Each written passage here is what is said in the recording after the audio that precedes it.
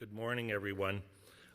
When I was approached by OMSSA to come and talk about leadership, I thought, how do you talk to leaders about leadership? It's almost like talking to a group of mothers about rearing children.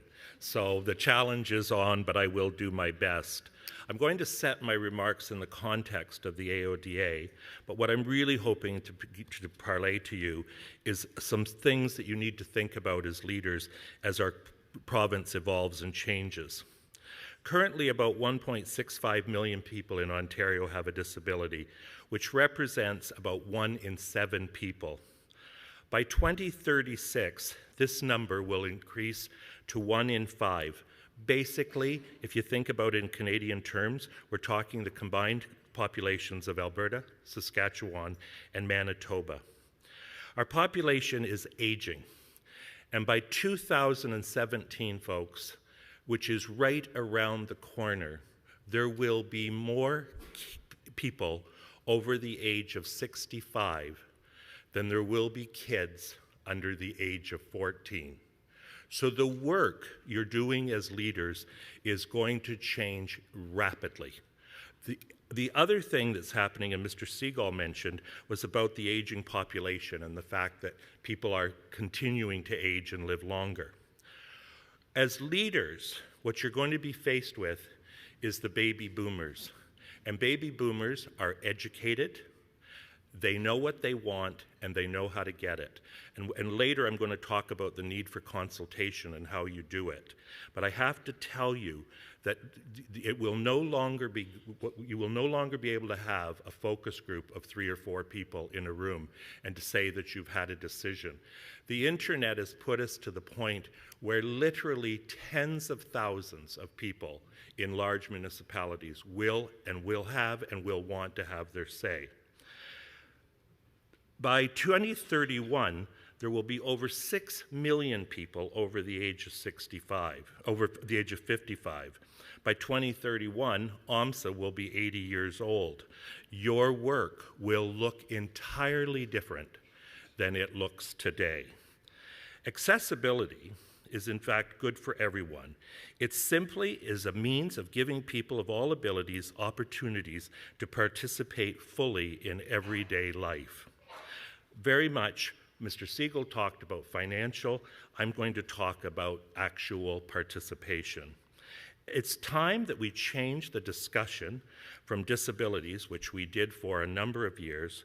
We're now on to the discussion of accessibility, and we will not have completed our journey until we have a fulsome discussion about social inclusion. A socially inclusive society is one where all people feel valued for their differences, are respected, and their basic needs are met so that they can live in dignity. Accessibility benefits everyone. Mr. Segal talked about returning money to the economy. When I was at social services for many years, and I worked in the employment area, I truly believed that a job was the answer to everything. I would say to you today, as working in social services, it isn't the job, it's the paycheck. If the ability to earn money and to be able to walk in a store, to be able to go to an event like you went last night, to be able to actually participate, it is not the job that allows for the participation. It is, in fact, the paycheck. When we think about accessibility, and we leave it in terms of disabilities, we leave ourselves out. All of us use accessibility every day. I would tell you that last Saturday when you went to get your groceries and you had 5 or 6 bags in your hands, you looked for the blue button. That's accessibility. When you go to the airport and you take the magic mat so that you don't have to take, especially in the Toronto airport where you go for your luggage for miles and miles and miles, that's accessibility. The other one that I want to talk about is something that all of us have adapted to. And it started with CP24. When we watch CP24, we participate in closed captioning. And I go to conferences like this, and I've used pictures today because I'm a former president, I wanted to show you that I know you're all doing great work. But when I watch CP24 and I then come to conferences, I see what people are doing. They're watching the captioning at the side. We have become a closed caption society. We're all doing it every day. All of this is really universal design. And universal design makes things safer, easier, more convenient for everyone. It involves designing products and spaces so that all of us can participate. It's not just about curb cuts, it's about every aspect of our lives.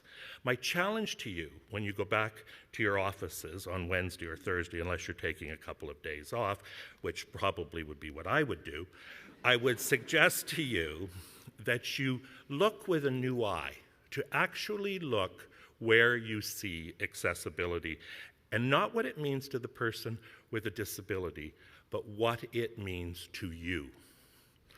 Everyone knows about our act, so I'm not going to spend a lot of time talking to you about the elements of the AODA.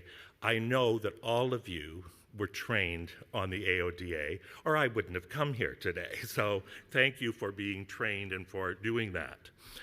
You have been on this journey a long time.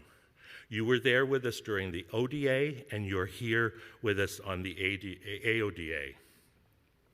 Your work, as I've demonstrated in the pictures that I've shown you, is really resemblant of the core principles that were used in my introduction.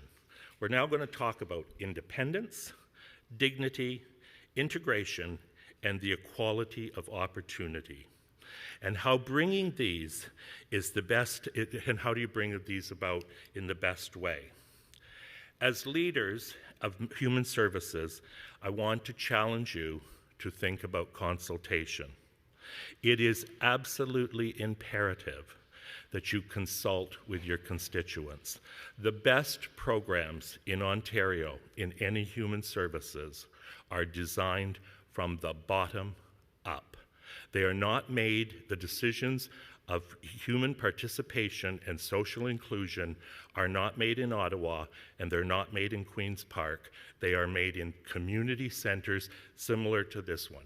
That's where the best decisions are made. As leaders, I want to challenge you in a different way. The most successful accessibility advisory committees in this province have one thing in common. It is imperative that all of you in this room as leaders help your citizenry get acquainted with your mayors and your councils. They are the most successful when the champion goes to the table in the council. I want to give you an example, an exemplary example of where this is best described. In the town of Huntsville, they have a local AAC.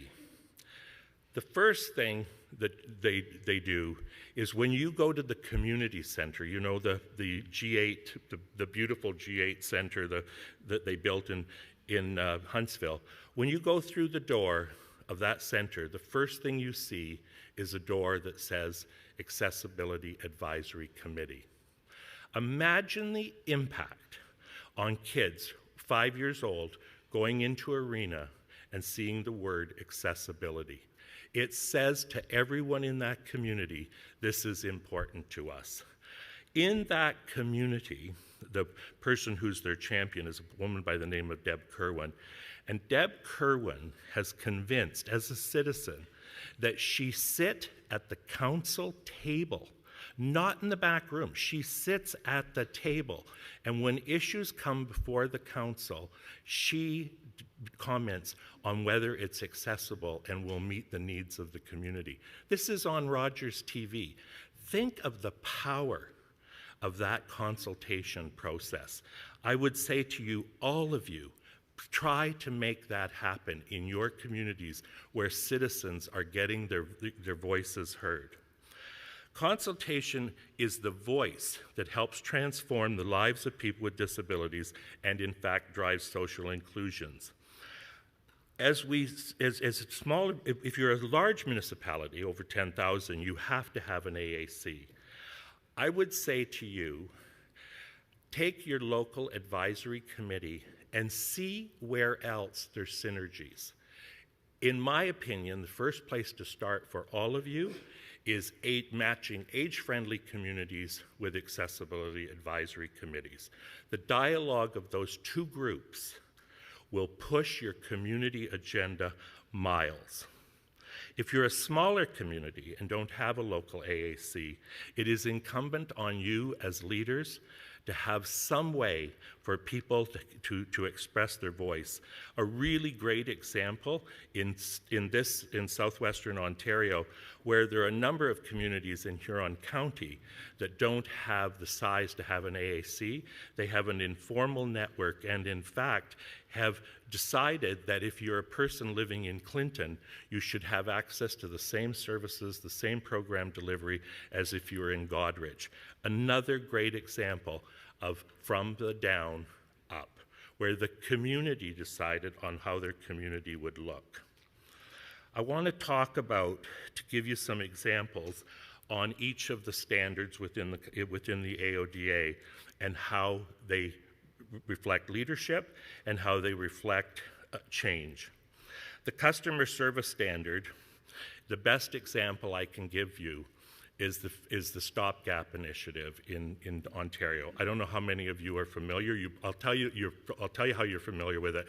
You probably heard the outrage in Toronto about the ramp that was placed at the Signs restaurant, and it was 1 millimeter over the allowable distance. Huge outrage in the city. You're breaking laws, et cetera, et cetera. The ramps initiative, though, and if you know this program, it's basically ramps that take you into stores, about this high.